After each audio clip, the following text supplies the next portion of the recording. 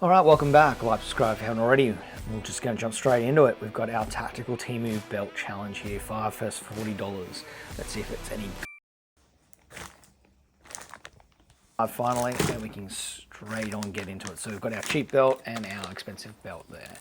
So we'll start with our cheap one and we'll get it over and done with. All right, so my thoughts on it were either it was going to be a metallic buckle with no belt or a plastic belt that was crap. And wouldn't you know it, it looks like it may have been the latter. All right, the pictures were pretty deceiving. It did look like it was going to be a legit buckle or legit belt.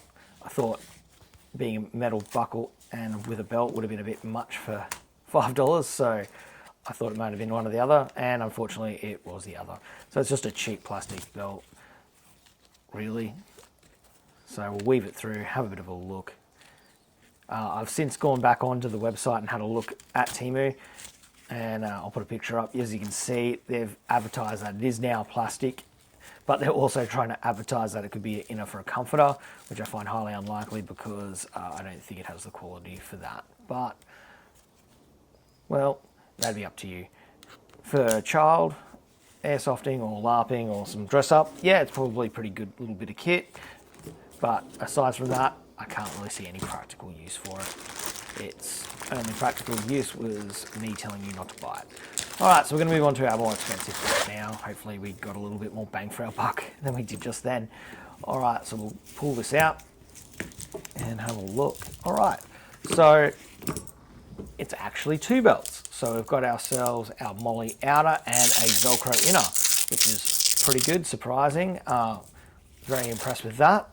So we'll take that apart and we'll start off with the inner.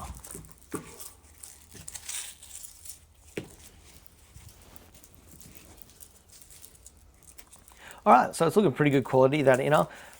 Pretty impressed with it, actually. If you halve it, and it was about $20 there. Well, I've seen more expensive ones and not be as good a quality. So yeah, if there's anything to take away, at least you got a good inner. All right, let's have a look at the outer now. So yeah, some MOLLE there. It's a little bit warped just because of transit, but I'm sure it will come back good.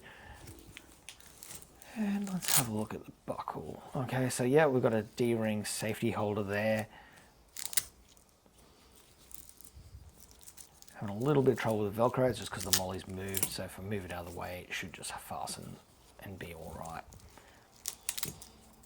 Probably have to play around with it a bit more, but it seems to be doing the job. So yeah, I don't know if I would trust that as a rated belt, but you know, it's looking pretty solid.